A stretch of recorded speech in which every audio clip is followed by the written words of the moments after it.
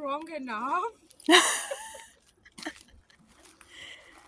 going here, but I don't know. It's nice, you know. Oh, it's beautiful. Come over, girl. Wow. We can just sit here. Oh, but it's a bit scary, but it's strong enough. Hopefully. Yeah, it's nice just to be here and just sit, and enjoy the weather. As just I thought of that we've been through the dark days, I would say, and here comes spring with bright sunshine, and the snow is really melting so fast, as you can see. The water is not frozen as before, and people are out. You meet people with smiles as looking onto the sun up above the sky. I think there's something it has got to do with our life too. It's like life is back. Life is coming back. Things are happening. I talk about this in my previous video about spring being a season of life where like things are like starting to mushroom, the trees are starting to develop the buds, and the flowers, some that come early, start to bring out the petals and all this. Yeah, but girl, what I wanted to talk about today, I kind of came across an article that was about how to raise emotional intelligence children. So, if you come up into that discussion, what would you say about it? Raising emotionally intelligent children. So, based on my understanding, before you can join in, is helping our children. I mean, I call students sometimes because being a teacher, you find yourself coming in as students because these are the areas of focus when you are a teacher. Also, talk about emotional intelligence and this and that. So, I one of the things that really caught my attention or my focus was allowing our children to validate or helping them to validate their emotions in situations that has occurred in their lives. I would give example like yesterday my son was out with friends, and they were playing, and I think a friend, one of the elder children among his group, they were playing out, but the kind of play was a bit, I would say, harsh, kind of, and it bothered him. So when he came back home, I asked him, "How did that make you feel?" And he told me, I felt sad, I didn't like it. But in that, because I took time to ask him about his feelings, he was able to share. But if I hadn't talked about that, I don't think he would be able to tell me, Mama, I felt sad. But by helping them validate their feelings, because at their age they have not really developed words to help them articulate themselves or express their feelings, I would say.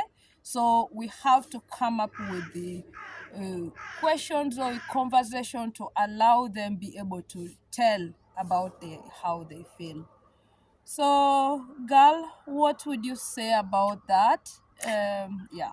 I absolutely agree. And I think it's something that, our parents might not have done with us. And, Yeah. and they probably didn't have that tool in their tool belt either. So it's not necessarily their fault. But, the more that we're starting to understand about psychology, the more we're seeing that this is so critical to developing in a healthy way. And so I think it's extremely important to learn how to identify your feelings and how it makes you feel, because then you're able to process them and let the bad ones go and keep the good ones. And you see so many of us, we're all traumatized in a way, even if we're not Exactly. all traumatized to the same level. Mm-hmm. Some people go through a lot worse than we have. Yeah. But we should still recognize that everybody is scarred. And we probably haven't been taught how to deal with this. And so a lot of people are suffering and living in a lot of pain and having a lot of bad coping mechanisms Yeah. that can be overwhelming them. Exactly. And they're Exactly. not we're not living our best lives necessarily because of this. And I think that we're awakening as a society. It's Yeah. not going to happen in a flash, but we're on the path of being more mentally stable and healthy. And being aware, Yeah. So I absolutely think that this is key to raising good humans, and healthy kids. 100%. Yeah. Yeah. Yeah. Thank you for that, because it's also important for us to help them, as earlier you said, because of the psychology we are getting to lots of information that we get to acquire due to the social media. We have so many psychologists who are coming out, whereby we used to only in our age get that through consultation. You have to go to a psychologist or to your GP and you get information. But there's information out there that has really helped us as parents to be able to learn and help our children, that our parents didn't have these to help us, that we had to deal with so many things that we were not able to share. And that also impacted to our well-being, that some of the things that we've been going through we are not able to speak out about because of our childhood upbringing. But if we help our children to learn to say no, like I would give another example is, I tell my children to know that it starts with themselves. And when it comes to making choices and they feel that whatever, either the suggestion with a friend or even with me, the parent, or with other parents or other adults around, they are suggesting something that they feel it's not fair or it's not up to their um, needs or their wish, they have to stand and say something about it, or make a decision, say, I don't think that is something that I would wish to have or I would wish to do. So, in a way to express themselves and also let their voice be heard, not just like only one person has to decide and I do. And in actual sense, inside me, I feel that that is not something for me. Being able to say no, not to always say yes for the other person, but learning to say no based on protecting myself or safeguarding myself, regardless this is an adult. But if I feel that this is something unfair or it's not up to my wish or need, I would say, that they're able to stand and say their meaning. And it's the other person has to see how to take. So I also listen. For example, if I tell my children, of course, as a parent, I share with them or tell them this is the time for you to shower or this. And if they tell me not right now, I do not have to demand it right now. But we come to agreement. When do you think it's possible? When do you wish you should do this? And if they say, okay, maybe after this time period or this, then I say, okay, we agree with that. Then you say you will do it later on, but it has to be that. So, in a way, to come into agreement, to let them also let their voice be heard. And in that way, we are helping them to grow up, or we are raising children who are going to make decisions based on how they feel, and it has to be a decision for their best interest, and also something for their good, not making decision that is not good, But if as a parent I see that what my child is talking about is something that makes sense, I also have to validate. Not it has to be one side that is only me who makes the decision, but we have to agree. And with that also, it has helped me to learn to prepare them as earlier. You understand? If we are going to do something, maybe 2 3 hours from now, I prepare them as earlier. I say, at around this time we will be doing this, but I want you to have this in focus. I would love that by that time we are prepared. When do you think you're going to be prepared before that? Then you say, okay, if we talked about it around 9 o'clock and maybe we're going somewhere around 2, then I say, okay, between now, before 2, you have to be ready. So what time do you want to do this?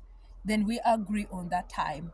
There, I'm helping them to learn to make decisions and also to be heard and respected. We come into agreement through dialogue, understanding that regardless they are children, but we have to help them through that conversation as an adult with knowledge. And as a child is also hard and is able to realize that, okay, we have agreed with this. So later on, I remind that we agreed that you are going to do this. Regardless, he has said or she has said, I would want to take a shower by around maybe 12 before we go. But it is my responsibility now to remind them before 12 that, okay, it's 30 minutes to 12, prepare yourself. You agreed 12, you have to shower. And actually, that has helped me so much that we don't crash, we don't get into loggerheads because we made an agreement earlier on. So he has to base on what he said. And it has really helped me to guide them through their growth and development that, yeah, I decided myself and said this I will do. Even if when it comes to doing their homeworks, it's the same thing. Okay, you're still having, like my daughter, I tell her, you're on phone FaceTime with your friends, but remember there's home learning. Their homework they have turned, they call it as home learning. So remember, it's all about you, and it is my responsibility to guide you to do that, because if you don't submit in good time, you know the consequence. It all affects you. So I make them also aware that if you don't put effort, it will get back to you. Whatever you produce is the results you will get. So making them aware to know that if I don't put effort, I'm not going to get the what I'm expected to. So there are expectations in everything we do. So there's a lot that I would cover about helping our children, raising emotionally intelligent children. We have a lot to cover, but for now, I just wanted to talk about that and what my friend also shared based on her experience and understanding. We need to constantly help our children if they go through certain things in their day-to-day life. We have to make sure that we help them express, talk about, bring out those feelings. We discuss and acknowledge that every feeling is important. Regardless bad feelings somebody has hurt you, those feelings are there and they are all important in our life. They give us signals on what the body is, a reaction of what we have received, but how do we cope with? That is the most important thing that we need to really see, that we help our children to live with it. So thank you for that. Do you have anything to sum up with this talk? I think one of the things as well that I think is also really important when it comes to this topic is, and you touched a bit of that too, is that we also really need to remember that just because we know sometimes what's best for them and we're the adults, that we should still have compassion and treat them with dignity. So instead of saying, go do this, and they say, why? Because I know better. Like, I always try to make sure that they tell me why they're not happy about this. And I try to explain at the best of my ability why I understand this isn't what you want to do right now, but you need to do this for that, and I'm making this decision because I'm your mom. It's my Yeah. responsibility to take care of you. Yes. But at least they also feel heard, so it's not just go do this. Why? Because I said so. So you have to give them that level of humanity, Yeah. that you have to treat them a little bit. You're treating them as an equal without necessarily, letting them do what they want. You're just giving them that understanding, and Yeah. you're hearing what they have to say.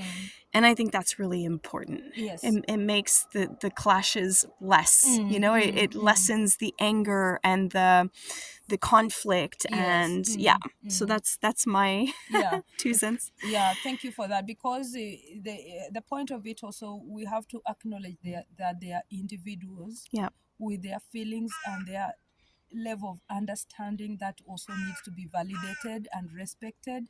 Not one way, you have to do this, you have to do this, commanding them, and that would not make them feel being heard, and it affects their life. That when they grow, they find that people can really like step over them, and they see it as that's the way, which is not the right thing. That their feelings also has to be heard, and their meaning and their decisions or their suggestions has to be respected. So thank you for this discussion about raising emotionally intelligent children. As parents, we still have a lot to share and discuss based on our children's experience in their day-to-day life. So thank you for today. Bye for now.